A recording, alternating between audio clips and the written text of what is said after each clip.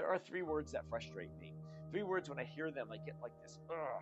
And it's not words that are like phlegm. When you hear phlegm, you just gotta go, ugh, that feels a little weird. Or words like moist or maggot or slurp. Um, you're probably already going, oh, okay, stop. I don't like the way those words make me feel.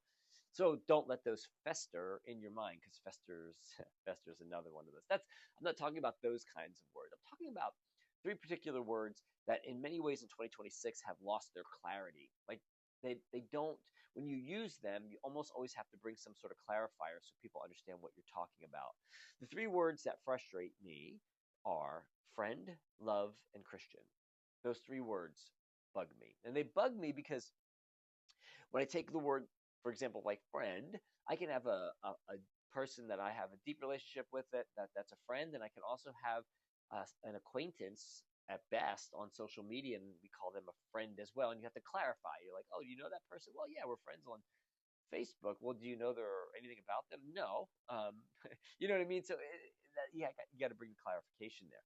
Or love is the other one, and you probably heard me say this before. Like I can love my wife, I can love pizza, I can love chocolate, and they're not all the same thing. So you have to bring some clarity. And then so we get to that word Christian, and that one has lost its clarity too, because you can be, I don't know, you can be a bleeding heart Christian, you can be a MAGA Christian, you can be a fundamentalist Christian, you can be a judgmental Christian, you can be a Christian conservative, you can be a progressive Christian, you can be Christian because you don't know what else you are. Like I have people say to me, "Well, I'm not Muslim, I'm not Hindu, I'm not Jewish, I must be a Christian." Like, no, it's not the way it works. The second I have to clarify what kind of Christian I am, the term has lost its clarity. And so what I want us to do is I want us to bring some clarity to what it means to be a disciple, a Christian, a follower of Jesus, and a simplified, pure understanding of what this identifier means so that it brings some clarity to the term Christian, at least. And to do so, I'm going to take us back to the beginning. And when I say the beginning, I mean the moment that Jesus told his disciples what it means to be a Christian, but he wouldn't have used that term, what it means to be a disciple. Because that term Christian wasn't used until like Acts chapter 11, verse 26 is when the first followers of Jesus were called Christians in Antioch. So it's probably, he didn't call them Christians, so we got that. And the common reference for disciples of Jesus' day would have been followers of the way. That's more accurate. So, but Jesus says, if you want to be my disciple. And so what does it mean to be a disciple of Jesus Christ? Let's get some clarity around that. So to set this up, the context is important. What just happened is Jesus asked his disciples, hey, all those people that are hanging out around us, who do they say I am? And this is roughly Matthew chapter 16. And then he turns it on them and he says, who do you say I am? And right away, Peter, who has a habit of speaking right away, said, you're the Messiah, the Son of the living God. And then things get raw. So when I say take us back to the beginning, this is when Jesus reveals. Peter has an understanding of who he is, and Jesus gives us some very direct clarity on what it means to be a disciple. There's no ambiguity. There's no additional clarifications needed. He makes it perfectly clear. So we're going to grab our Bibles. And if you don't have one, it's going to show up on the screen here in front of you. But this is Matthew chapter 16, verses 21 through 28. From that time on, Jesus began to explain to his disciples that he must go to Jerusalem and suffer many things at the hands of the elders, the chief priests, and the teachers of the law, and that he must be killed and on the third day be raised to life. Peter took him aside and rebuked him. Never, Lord, he said, this shall never happen to you. Jesus turned to Peter and said, get behind me, Satan. You are a stumbling block to me, and you do not have in mind the concerns of God, but merely human concerns. Then Jesus said to his disciples, whoever wants to be my disciple must deny themselves, take up their cross, and follow me. For whoever wants to save their life will lose it, but whoever loses their life for me will find it. What good would it be for someone to gain the whole world yet forfeit their soul? Or what can anyone give in exchange for their soul? For the Son of Man is going to come in his Father's glory with his angels, and then he will reward each person according to what they have done. Truly, I tell you, some who are standing here will not taste death before they see the Son of Man coming in his kingdom. Okay, clearly there's a lot happening in that moment. I mean, Peter just identifies that Jesus is the Messiah, the Son of God, and then Jesus says to him, hey, I'm going to die, and I'm going to get turned over to the leaders. And he's like, that's never happening to you. And I thought to myself, just a little bit of a side note, how often do you know what God's word says and you're like, well, no, that's not going to happen to me? Or God, you don't understand.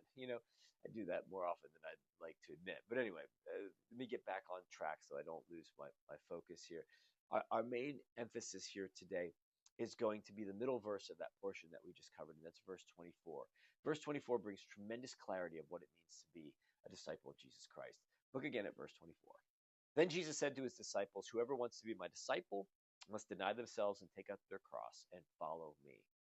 You see, there are three words of clarity that Jesus just lays out for them right there. And the three words, deny, take, and follow.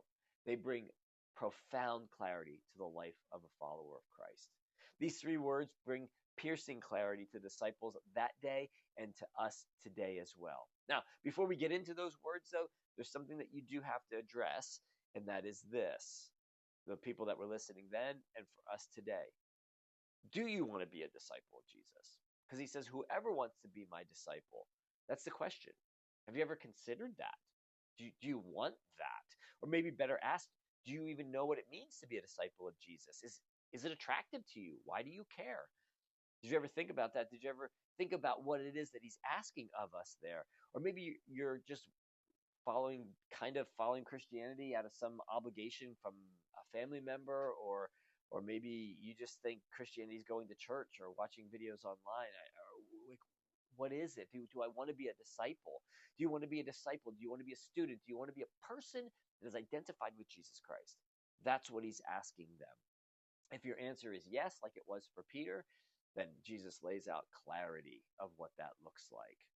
We get down to the clarifying core of what it looks like, not just on paper, but on everyday real life experiences. And the first word that Jesus uses to help us understand that is the word deny. When you say, yes, I want to be a disciple, the very first thing he says, well, then it's time to deny. Deny yourself. Now, I'm going to take a wild guess, and I don't think that went over all that well. The reason I don't think that was received with gushing excitement was because the disciples were humans and we're humans. And something that runs through our broken humanity is me first. That's the way I see the world oftentimes. A me first view of existence. To deny myself flies in the face of me first. And Jesus is just kind of righting the ship. We are a me first people. And it's just what happens. It's so deeply rooted in you. Oftentimes you don't see it. I've used this illustration before, but I'm going to use it again because it's quite powerful. And that is this. This is how me first we are. Next time you see a group photo and you're in it, when that photo is shown to you, the first person you look for in that is you. Why? Because we're wired for us first. And so it's just so deep in us, sometimes we don't see it. Or I had this experience not that long ago where someone said to me, hey, did I offend you? And I said, no, why would you ask that? They said, well, the last time I saw you, you really didn't pay any attention. You just kind of walked past me. And I thought, I just figured I did something wrong. And I didn't ignore the person. I was just so caught up in my own stuff that I didn't see them. You see what happened there with both? The one person thought it had everything to do with them, and the other person didn't even see them at all because they were wrapped up in their stuff. Two people living out me first. One wrapped up in themselves, and the other thought it was about them. And for me, the person never crossed my mind. So see how first me we are, and me first we are. So to deny yourself is a big ask. Maybe even more so now than then. I mean, the deny yourself begins to right the ship. It helps us to live in a manner that Christ is asking us to live. But we, today in 2026, live in a culture, the constant message of our culture is indulge, not deny. That's what you and I face all the time.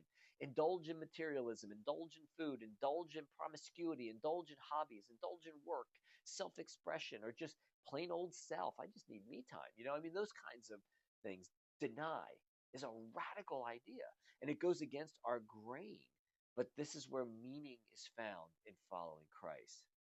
Because Jesus goes on to point out the logic that of the fallacy of indulging ourselves.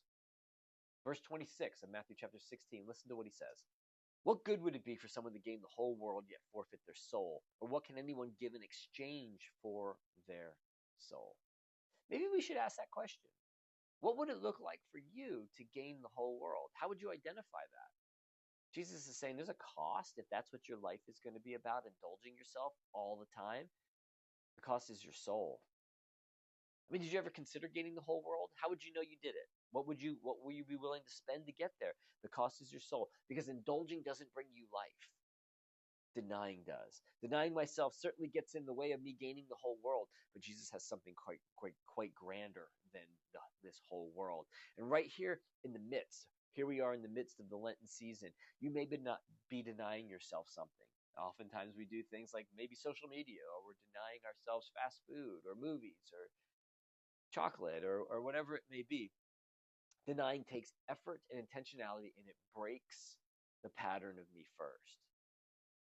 So, when I look at what Jesus is saying here, is that what he means? That we just need to deny ourselves something that we like? Well, no, it's far more than that. It's far deeper than that. Those efforts are subtle reminders of the deeper, more meaningful deny. There's nothing wrong with denying yourself social media or chocolate or fast food or whatever it is that you like for Lent, but that's a symptom or a symbol of something grander.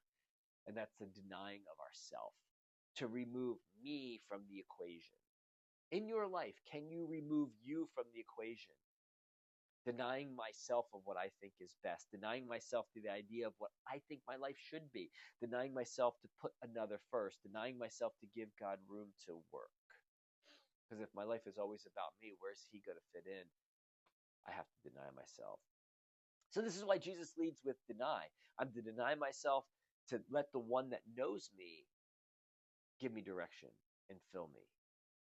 Because if I take myself and I pull myself out of the equation, there's a vacuum.